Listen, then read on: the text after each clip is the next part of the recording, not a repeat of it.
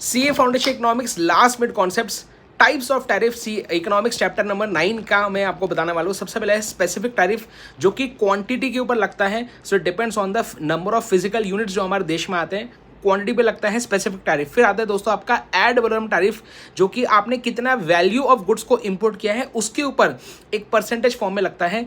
Then आता है दोस्तों मिक्स्ड टैरिफ जो कि होता है स्पेसिफिक टैरिफ या ad valorem tariff whichever is higher. Then आता है compound tariff which is specific tariff plus ad valorem tariff. फिर आता है दोस्तों आपका टेक्निकल टैरिफ। टेक्निकल टैरिफ होता है कि जब हमारे देश में समझो चाइना से मोबाइल फोन आता है तो उस पर अलग टैरिफ रेट लगाएंगे और उसका जो चार्जर आता है साथ में उस चार्जर पे अलग टैरिफ रेट, तो कंपोनेंट वाइज अलग अलग टैरिफ रेट लगा, इसे बोलते हैं टेक्निकल टैरिफ। फिर आता है दोस्तों टैरिफ रेट कोटा।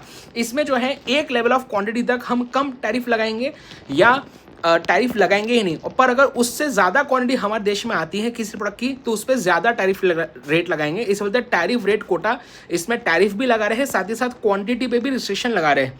देन बात आता है बेटा आपका वेरिएबल टैरिफ। इसमें जो है ना पहले से टैरिफ का अमाउंट डिसाइडेड नहीं होता है। समझो हमारे देश में मोबाइल फ़ोन मिलता है 15,000 का और चाइना से उसी प्रकार का मोबाइल फ़ोन आ रहा है जो कि है समझो 12,000 का, राइट। तो जब वो हमारे देश में आएगा तो उसका जो प्राइस है ना हम हमारे देश के डोमेस्टिक सेलिंग प्राइस जितना कर देंगे, तो 12,000 में 3,000 ऐड कर देंगे, 3,000 हो जाएगा वेरिएबल टैरिफ, ठीक है। अगली बात आती है दोस्तों आपका MFN tariff, most favoured nation tariff. अब ये क्या होता है, WTO के जो मेंबर्स होते हैं वो एक दूसरे को MFN बोलते हैं, मोस्ट फेवर्ड नेशंस, ठीक है। तो जो WTO के मेंबर्स एक दूसरे पे हाईएस्ट टैरिफ रेट लगा सकते हैं, इसे बोलते हैं MFN टैरिफ।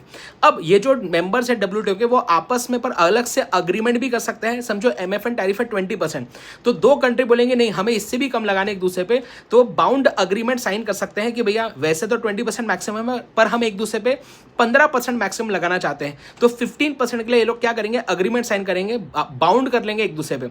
लेकिन अगर समझो बाउंड अग्रीमेंट कोई तोड़ता है, समझो एक कंट्री अब 16% लगा देती है बाउंड अग्रीमेंट साइन करने के बाद भी, तो फिर उसे कंपनसेट करना पड़ता है for the loss to the other country. Then आता है दोस्तों आपका अप्लाई टैरिफ जो एक्चुअल में टैरिफ रेट लगता है। 20% MFN था, 15% बाउंड था, पर एक्चुअल में हमने 12% ही लगाया, ये होता है अप्लाइड टैरिफ।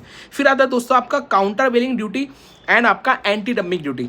पहली बात, एंटी डंपिंग ड्यूटी कब लगती है, जब डंपिंग होती है हमारे देश में, जब दूसरे देश का कोई प्रोडक्ट हमारे देश में आ रहा है और वो प्रोडक्ट कॉस्ट के नीचे बेचा जा रहा है, या वो प्रोडक्ट की जो उस दूसरे देश में जो डोमेस्टिक सेलिंग प्राइस है उससे कम प्राइस में बेचा जा रहा है, इसे हमारे देश में बोलते हैं कि हमारे देश में डंपिंग हो रही है, इसके लिए एंटी डंपिंग ड्यूटी लगती है। एंड काउंटर वेलिंग ड्यूटी दोस्तों तब लगती है जब हमारे देश में कोई प्रोडक्ट आ रहा है और वो प्रोडक्ट बनाने के लिए दूसरे देश में प्रोड्यूसर को गवर्नमेंट ने सब्सिडी दी है, तो सब्सिडी के अफेक्ट को ऑफसेट करने के लिए काउंटर वेलिंग ड्यूटी लगता है। All the best.